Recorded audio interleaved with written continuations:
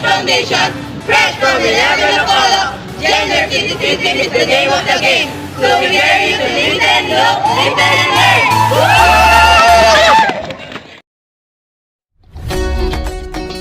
Objectives.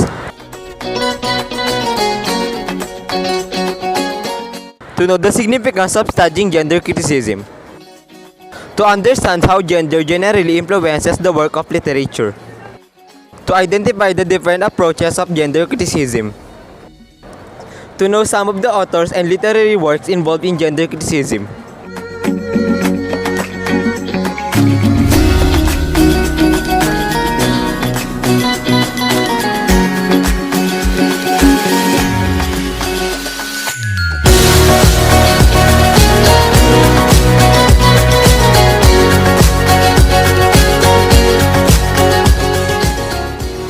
What is gender criticism?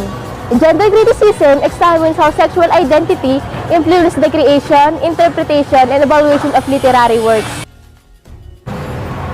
Because literature is timeless, gender criticism greatly influences the way society views gender differences. Therefore, it examines how an author may have influenced gender perception through a work of literature. It is also an extension of feminist literary criticism, focusing not just on women but on the construction of gender and sexuality, especially LGBTQ issues, which gives rise to queer theory. Gender criticism suggests that power is not just top or patriarchal, a man dominating a woman. It suggests that power is multifaceted and never just in one direction.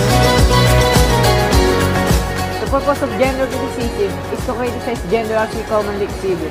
Essentialism concentrates of the difference between men and women in their bodies. Constructionalism, concentrating their difference being related to nurture, not nature. Approaches of gender criticism. First, we have masculinist. An ideology of masculinity, an ideology opposed to or opposed by feminism. Second, feminist. A social theory or political movement arguing that legal and social restriction on females must be removed in order to bring about equality of both sexes in all aspects of public and private life.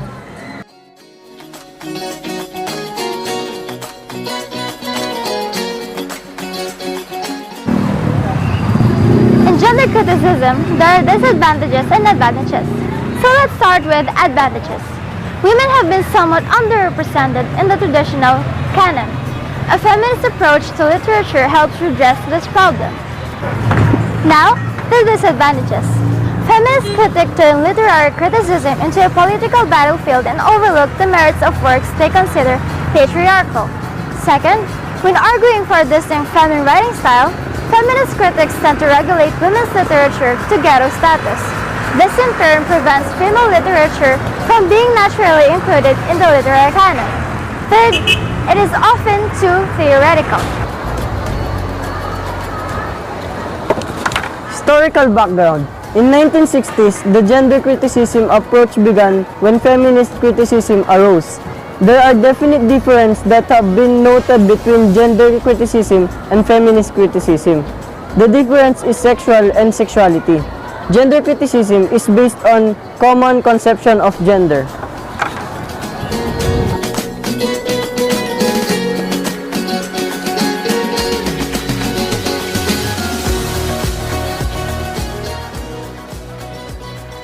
Hi guys! For the proponents, we have Emily Dickinson. Her first work was published in 1890, 4 years after her death.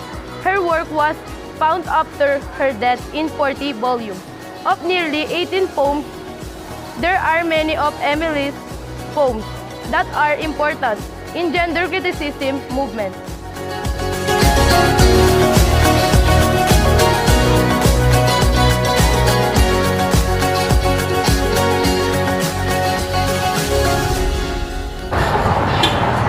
example of gender criticism is I Felt a Funeral in My Brain by Emily Dickinson.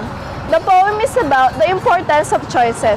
The poem begins with the speaker regretting that he could not have been two people so he could have at some point in his life taken two roads at some point in his life, being confined to one. He looked as far as could to see what was ahead on one of the roads he could have taken, but he was limited to seeing only as far as where it turned and disappeared in the bushes. The third stanza says, both roads were covered in leaves that had been walked in infrequently, to the extent that the leaves covering them had not been made black from tramping feet. He also says he continued on the road. He chose, and because he knew that one thing leads to another. Ways leads on the way. He doubted he would ever return to his part of the road. Finally, he says he will tell the story when he is much older, somewhere ages and ages hence, that he had a choice of taking one road over another, and having taken the one on he did make a big difference in his life.